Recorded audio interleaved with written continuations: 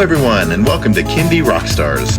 This is the show that gives you the stories behind the songs from some of the best bands and singers that are making fun, informative, educational, catchy, and occasionally silly songs for children and families.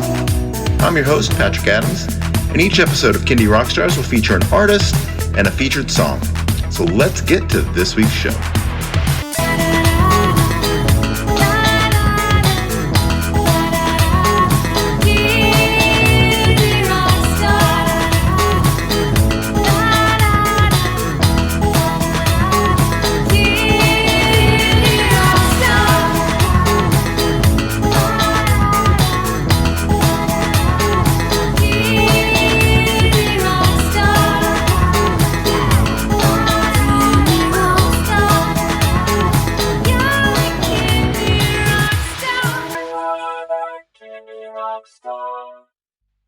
Welcome, everybody, to Kindy Rockstars. We have an album feature today with my guest, Tim Seston. Tim, welcome to the show.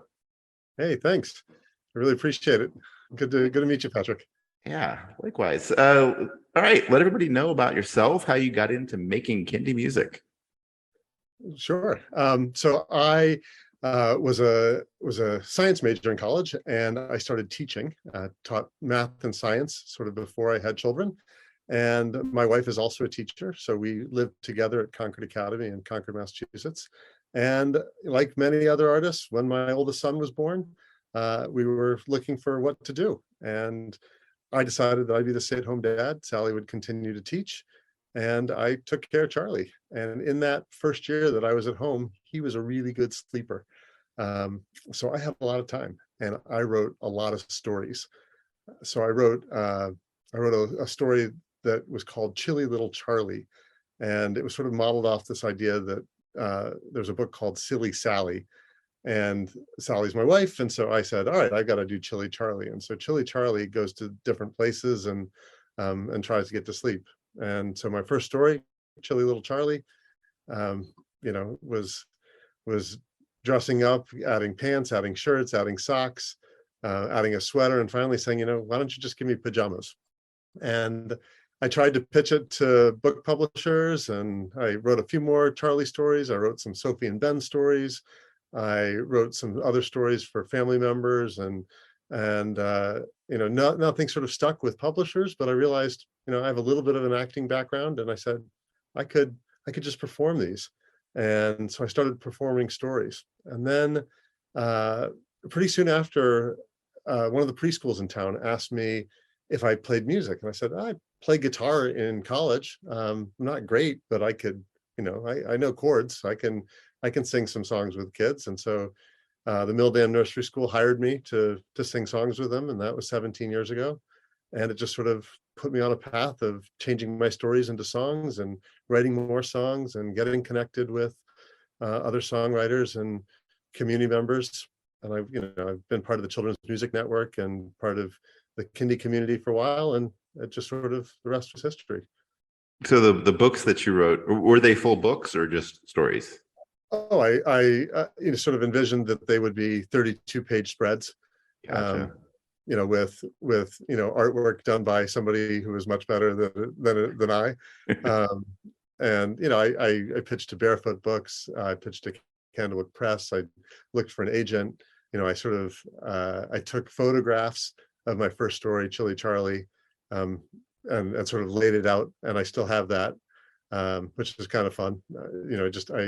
One day when my wife was out, I woke Charlie up and I took pictures in every single outfit that he was supposed to be in for the book, and then I put him back to bed and had sort of the whole book finished by the time my wife got home, and then I sort of showed her the whole outline, and she's like, oh, that's kind of neat. So I printed those up for one Christmas for everyone in my family, which was a lot of fun. And so, yeah, I mean, the book publishing world is, I think it's a tougher business, and probably could have gone down that route, but I liked performing them, and there was a quick fix with that. I could go to libraries, I could go into schools, Yeah. I had that energy, and it was nice getting that sort of immediate feedback versus the 2 or 3 year wait. Gotcha. Yeah. So when did you pull together like your first album? It wasn't until 2013 that I recorded in my bedroom, "Wake the Imagination," which was Chili Charlie and then 15 other stories, and um, they're all just straight stories. I narrated them. I think I had choruses for maybe half of them, and I think I sung a little bit on a couple of them. But I just basically did a storytelling album, and that was in 2013. And then my younger sons are 13 now. My oldest son is 17. My younger sons are twins, and when they were 4, so 2000, 2012, 2013, um, Luke started playing piano. Luke has cerebral palsy, and we found a teacher who works at Concord Academy, and she was sort of working with Luke, and he was sort of helping him with his fine motor control on the piano, and he really took to it. And then so a year later, I said, "Hey Annie, will you help me, with the music for another album of songs that I've written and I can play on the guitar, but I'm not really confident with?" And she's like, "Oh yeah, let's do it." So she's amazing. She works with the dance department and just plays any style that the dance instructor wants. And so I was like, "All right, let's use this style for this song." And she would just sort of, she'd know my chords, and she made me do a lead sheet, and then she would play piano. And so my first recording, my second album, but first music album, was called Here to Play. And we started off by going into a studio, and Annie played piano while I sung. And then we sort of crafted everything around the piano. We hired musicians, and it was an expensive album, but it sort of got me on the road. Probably 4 years later, I did On a Roll, which was, again, I went into the same studio. Annie couldn't come that time, so we started with vocals and guitar, and the sound engineer there, Eric, played mandolin and bass and guitar, and we hired some of the same musicians. And the drummer does the whole album in one afternoon. I mean, it's amazing. And then my fourth album, Who Am I, or Who I Am, we had a new sound engineer at Concord Academy by the name of Naved Singh, and he was heading off to Nashville at the end of his sort of time at CA. And right before he headed off to Nashville to sort of make his career in music, I said, "Hey, you want to do an album?" He's like, "Yeah, I'd love to." So he recorded my fourth album, my third music album, in his studio apartment. And then he got some of his friends in Nashville to do some of the mixing and mastering, and adding drums. And he played a cool electric guitar part on one of my songs that I was like, it was tons of fun. Just sort of, I don't know, very different album. It was all of the songs that I'd written for 2 musicals at Camp Polk McCready, where I work in the summertime. So, Very and cool. then this one, Forgot My Oars. I did reference tracks way back in November of last year, and I had plans on sort of taking it to either Naved or back to Eric, or finding a new person, and I just couldn't figure out how to do it. And one day I just sort of in the summer said, "You know what? I'm just going to do it myself. I'm going to play in the living room. I'm going to play my guitar. I'm going to sing, and it's going to be Tim Seston unplugged." And so these 16 songs are the songs that I've been singing for the last 15 years at Milldam School, 17 years at Milldam School, and just ones that I play almost probably 6 times a week. And so I just said, let's just do it. And so I just played my guitar, sang my songs, and got on CD Baby, did my own artwork, and sort of had it all done in the matter of that night when I decided to do it, which was kind of cool way to do an album. It is, yeah. There's so many ways to pull them together, and that last one, that sounds like a true DIY, and something you can definitely be proud of. Yeah. And then then I made T-shirts. Pretty exciting. This is audio only, but I'm wearing my Forgot My Oars T-shirt today, and it's I designed it with a company in Wellesley, Massachusetts, called Custom Ink.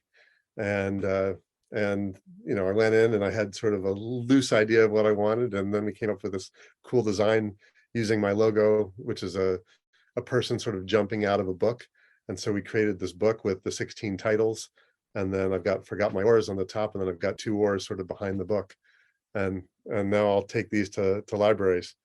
The library across the street from where I live said, yeah, we don't really sell CDs anymore, but bring some t-shirts, because people really like to get like a download card, or they'll go and see your stuff on Spotify, but they want something tangible that they can take home. So I'm hoping that that's what will happen. Yeah, no, I know this is audio only, but for everyone out there, it is a very cool looking t-shirt.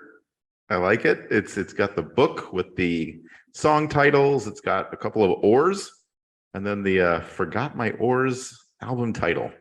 Very nice. Yeah. All right. Well, we're going to feature 5 songs from Forgot My Oars. So we'll kick it off here with Charlie at the Farm. Talk a little bit about this one. Awesome. So I've already talked a little bit about Charlie, right? He's my 17-year-old. He's now 6'6", an athlete. He's looking at colleges this year. He's playing soccer, he's playing basketball, he's playing baseball. He's looking into architecture. But when he was 1 year old, I wrote Chilly Little Charlie, and I wrote Little Charlie's Monsters, which is on my album On a Roll. I wrote Charlie at the Park, which is one of the stories, another story on my Wake the Imagination album. I wrote a story called Charlie and the Gold, which I based off the story of Rumpelstiltskin. And then I wrote this story, Charlie at the Farm. And just take Charlie to the farm, and I try to get him to go to sleep.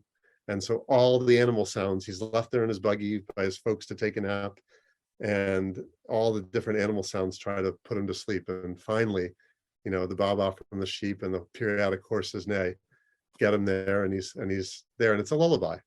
And so it's a really nice song to sing with kids at sort of an end of a session. Or I sang it at a song swap the other day with a number of my friends at CMN, and it's just sort of nice and soothing. And so, it's the third song on the album, and it's just a nice quiet one. And I think it's a fun story, and I'm hoping that people will listen to that one and then go back and read listen to my 2 stories that I told on the first album, listen to the song that was produced on my 3rd album, and then they can even go to my website and read about Charlie and the Gold, the Rumpelstiltskin story. So it's neat. And then hopefully they follow me and they learn more about the other characters that I've created over the years. So love it. All right, well, let's play this song. Here it is, Charlie at the Farm by Tim Seston.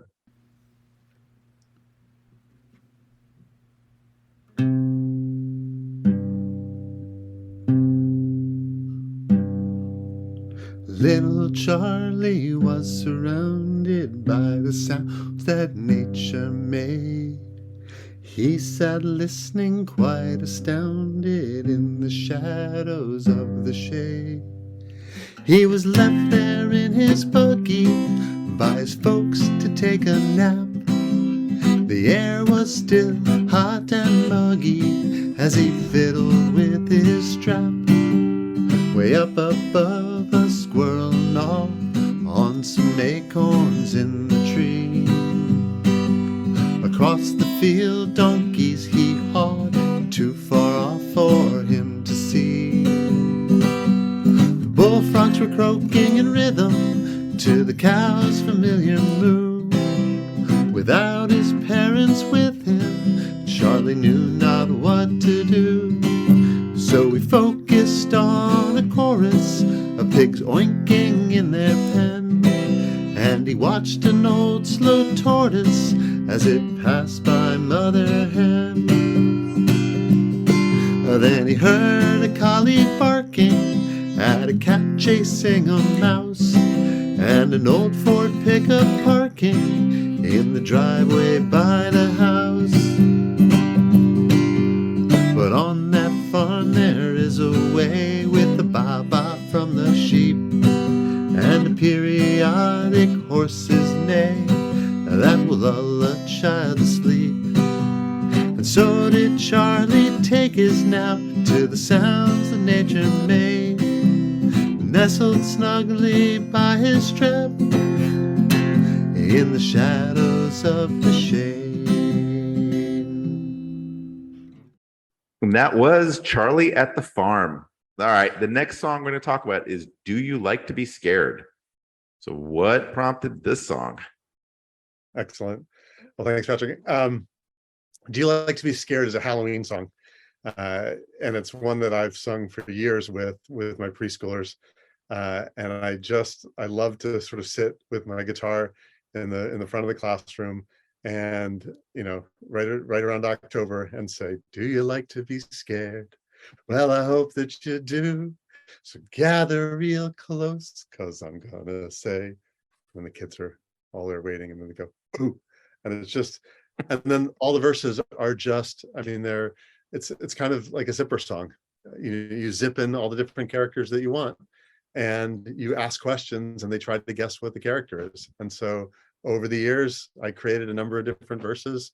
I've got a pumpkin, I've got a witch, I've got a werewolf, and I've got a ghost that are on the album.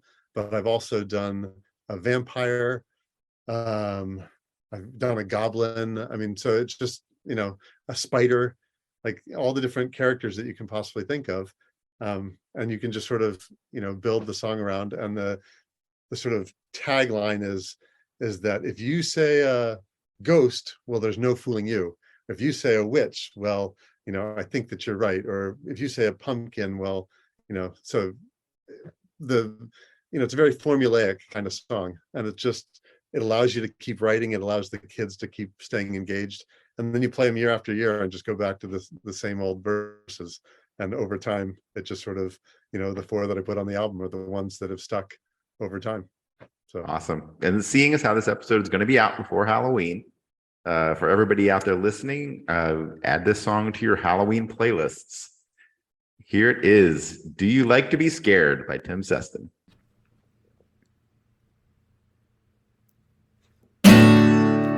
Do you like to be scared? Well, I hope that you do. So gather real close, 'cause I'm gonna say, boo. What is orange and green and lives on your porch? Has a hole in the middle just right for a torch. It has jaggedy teeth and triangular eyes. What is it? If you say a pumpkin, I'd say you are wise. Do you like to be scared?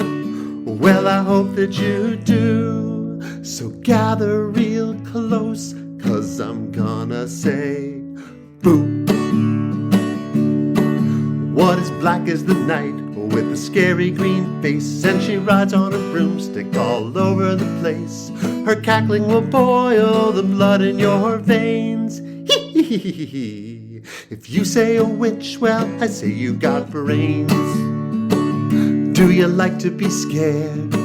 Well, I hope that you do. So gather real close, 'cause I'm gonna say, boo. What is like you and me when the sun's shining bright, but gets hairy and scary when the moon's out at night? Its howling will stop all the beats of your heart. Ooh! If you say a werewolf, I'd say you are smart. Do you like to be scared? Well, I hope that you do. So gather real close, 'cause I'm gonna say, boo. What is white as your bones and it flies through the air, and on Halloween night it gives you a scare? It comes from the grave and it likes to say, whoa. If you said a ghost, well, there's no fooling you. Do you like to be scared? Well, I hope that you do. So gather real close. I said gather real close, 'cause I'm gonna say, boo.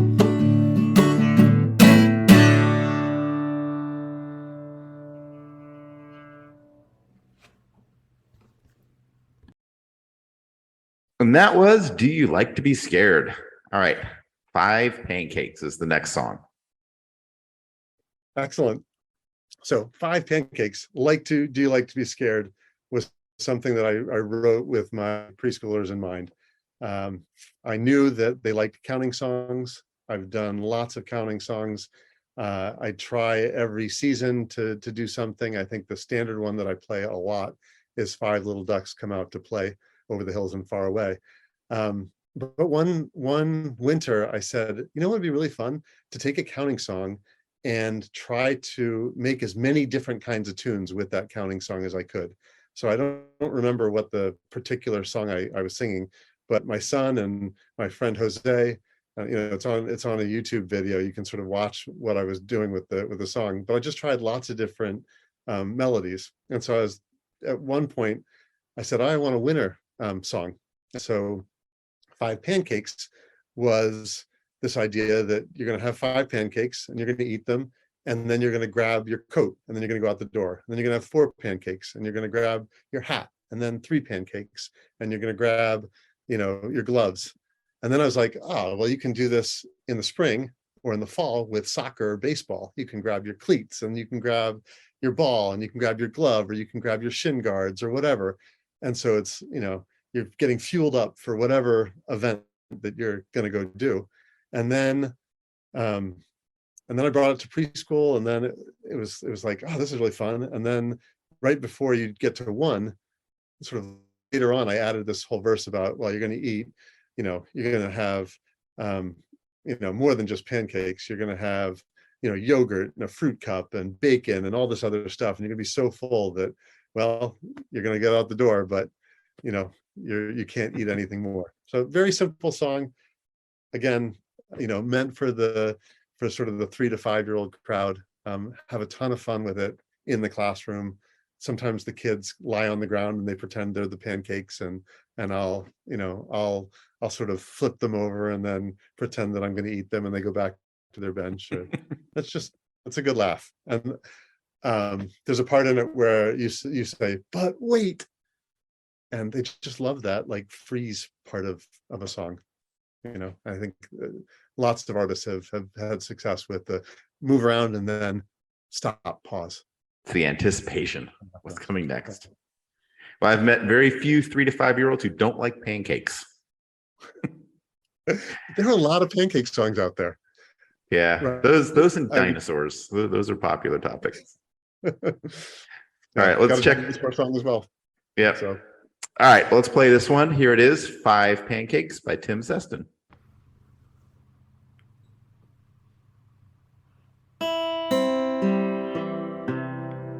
I found 5 pancakes here on my plate.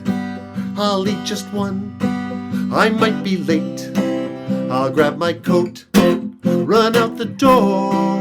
But wait, there's still 4 pancakes more. I found 4 pancakes here on my plate. I'll eat just one, I might be late. I'll grab my hat, run out the door. But wait, there's still 3 pancakes more. I found 3 pancakes here on my plate. I'll eat just one, I might be late. I'll grab my gloves, run out the door. But wait, there's still 2 pancakes more. I found 2 pancakes here on my plate. I'll eat just one, I might be late. I'll grab my scarf, run out the door. But wait, there are 2 strips of bacon, some sausage and some ham, yogurt and a fruit cup, a bagel with some jam. And still 1 pancake here on my plate. I'll eat it all, I'm gonna be late. I'll grab my backpack, run out the door. Oh great, I can't eat anymore.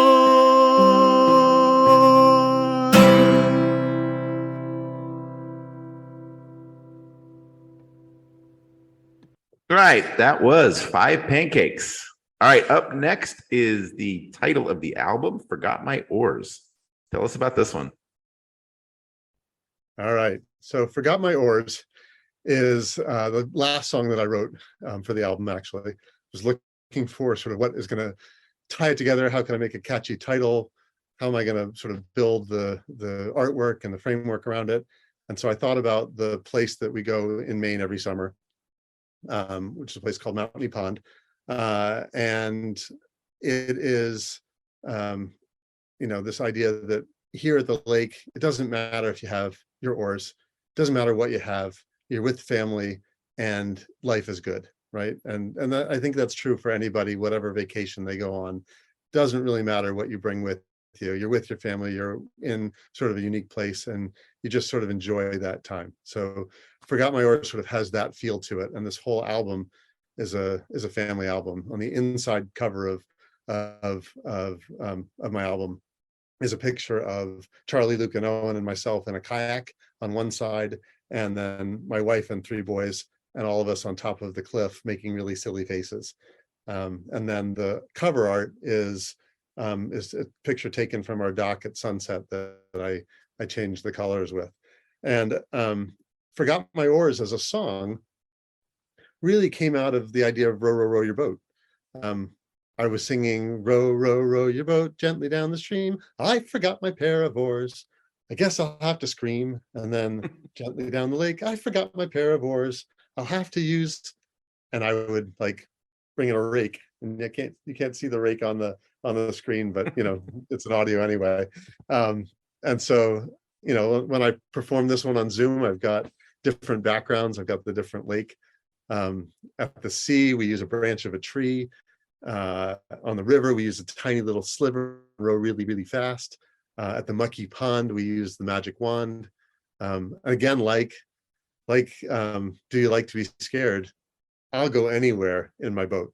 I'll go to the tub and use a golf club. I'll go to I'll go to the sand and use my hand. I'll go to the ocean and the waves provide the motion. So it's really whatever place you can go. You then have to figure out what the rhyming couplet is, and that's it. And then the song sort of just wrote itself. And I was like, but I don't want to put a traditional tune on the album. I want it all to be my original stuff. So I went back to that idea that I can sort of change any song to any melody at any given time.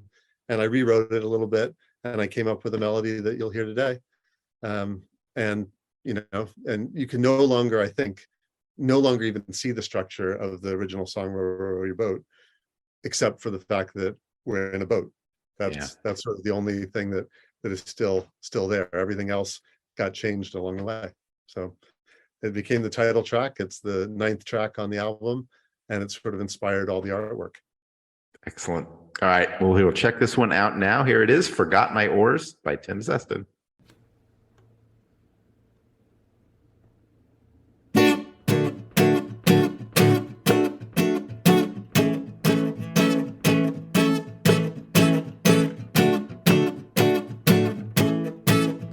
I was out in my boat, out on a beautiful lake, I forgot my pair of oars, but I had a rake, so I paddled along the best way I could, and I thought to myself, yes, I thought to myself, this life is good,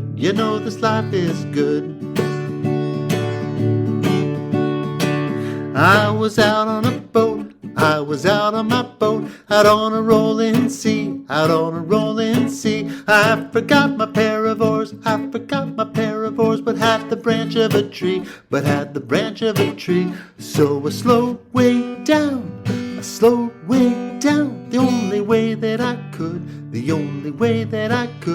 and I thought to myself,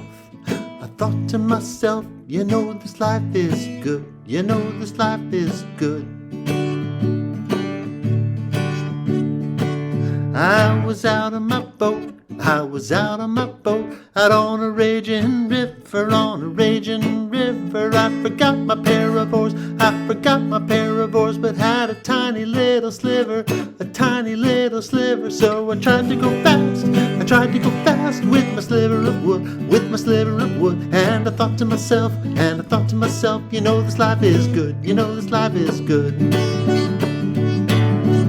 I was out on my boat, I was out on my boat, out on a mucky pond, out on a mucky pond. I forgot my pair of oars, I forgot my pair of oars, but had a magic wand, I had a magic wand. So I conjured up a spell, I conjured up a spell like Harry Potter would, like Harry Potter would. And I thought to myself, I thought to myself, you know this life is good, you know this life is good.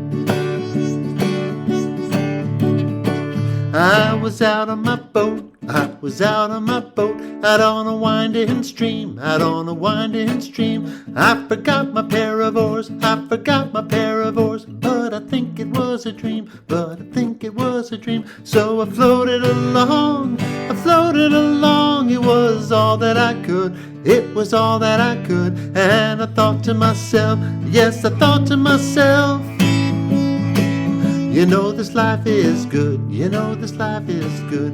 And I thought to myself, yes, I thought to myself, yes, I thought to myself, you know this life is good, you know this life is good, you know this life, it's good.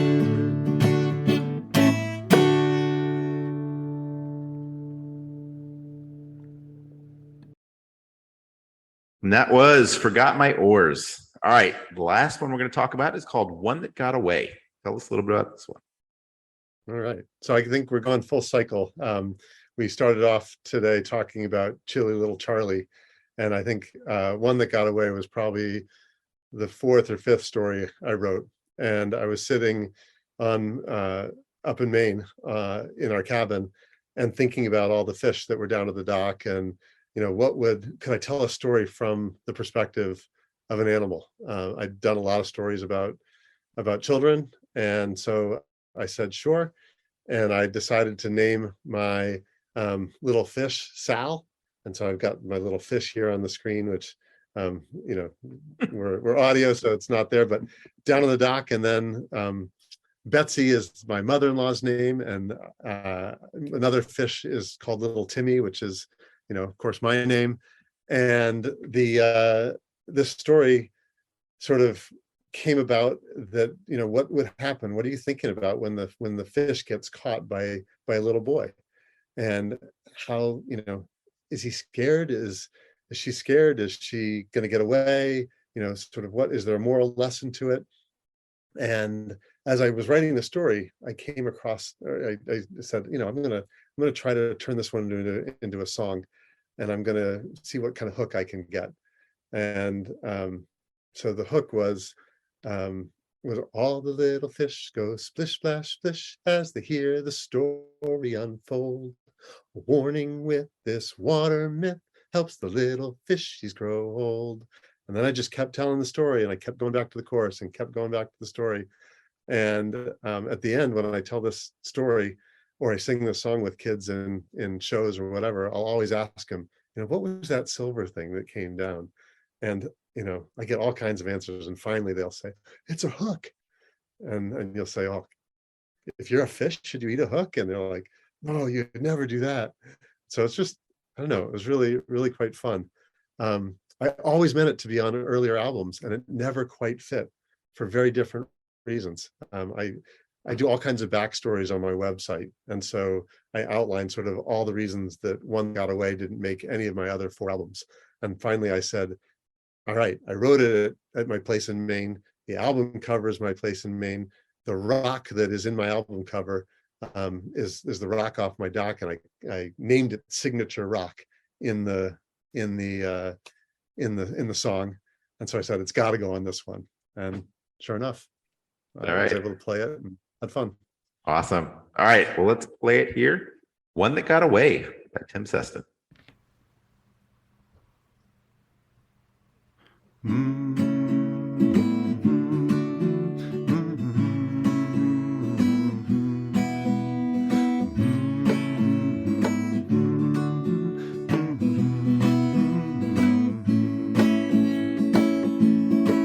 Sal swam near the surface of Tuckerman Lake. Her fins flipped so fast they created a wake. She darted beneath the old wooden dock to her home in the crevice of Signature Rock. Though she was safe, she was scared half to death. It took her some time to catch hold of her breath. Then she sighed with relief and retold the whole tale of how she'd escaped from the bright shiny pail. Oh, the little fish go splish, splash, splish as they hear the story unfold. A warning with this water myth helps the little fishes grow whole. Well, yesterday morning I was swimming about with Betsy the bass and Timmy the trout, when I saw something silver come down from above. We crowded around it and started to shove. Well, I saw it first, little Timmy explained. Get out of my way, he loudly complained. You poor silly trout, came Betsy's reply. If you can get by me, then give it a try. Oh, the little fish go splish, splash, splish as they hear the story unfold. A warning with this water myth helps the little fishes grow whole. Well, as Timmy tried to give Betsy the slip, I scooted on past with the flip of my hip. I said, sorry mates, and I swallowed that thing. I just didn't know that there was a string. Well, the next thing you know, I'm up in the air, shouting, how can this be? It just isn't fair. Both Betsy and Timmy, they witnessed me cuss. And the last thing I heard was, glad it's not us. Oh, the little fish go splish, splash, splish as they hear the story unfold. A warning with this water myth helps the little fishes grow whole.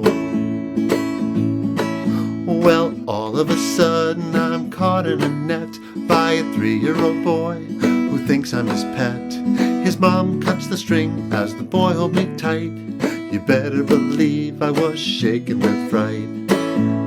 And then there it was, that bright shiny pail. When the boy dunked me in, I started to flail.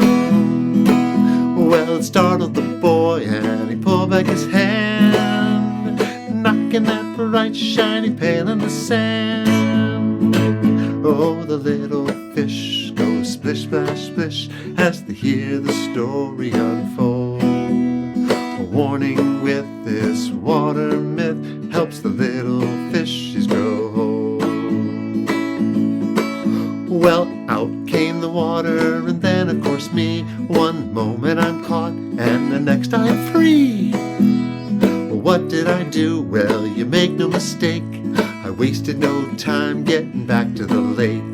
And like a torpedo I swim all the way here. You can swim very fast when you're shaken in fear. So family and friends, here's the lesson to learn. Never eat shiny things or you may not return. Oh, the little fish go splish, splash, splish as they hear the story unfold. A warning with this water myth helps the little fishes grow whole. A warning with this water myth helps the little fishes grow.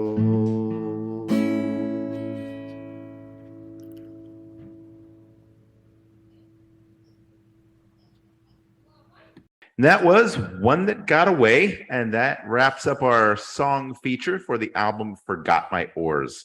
All right, Tim, let everybody know, where can they stream, download, buy that album, check out your website, and how can they connect with you on social media? Awesome. Well, I have it up on all different platforms, Spotify, YouTube, sort of anywhere you can buy music. One of my favorites is a place called Songs for Teaching. I co-chaired the CMN conference in 2022 with Alice Burba, who does Songs for Teaching. So a little plug for Alice. So you can buy my album through Alice, all 5 of my albums. You can also go to my website, which is www.frompage2play.com. And that will take you to all my different albums. I try to put all my lyrics up. I try to put backstories for all the songs and stories.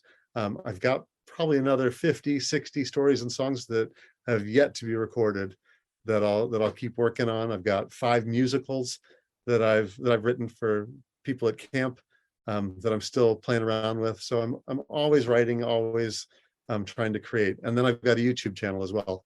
So you can check out my YouTube channel. I think I've got One That Got Away, 5 Pancakes, Do You Like to Be Scared, sort of old versions of those songs that are up there, and a few more from my album. So Now, is your YouTube channel under Tim Seston or From Page to Play? it's under Tim Seston. Got it. Thank you for that clarification. Yeah. And if I could plug one of my other episodes, Tim mentioned the CMN, the Children's Music Network Conference. One of my episodes took place from there, and Tim's song David and the Mosquito is featured on that one as well. So go check that one out as well. And Tim, thank you so much for coming on the show. It has been a blast having you on, and best of luck with everything. And I've other episodes, I've been talking to people about what their plans were for the rest of 2022, but 2022 is going quickly. It really is. It really is. It's almost over. A couple more months, and and then there are more projects, right? More things that are going to happen in 2023. Absolutely. All right. Well, Well, thanks thank so much, you. Patrick. You got it. Thanks for coming on. All right. My pleasure. Take care.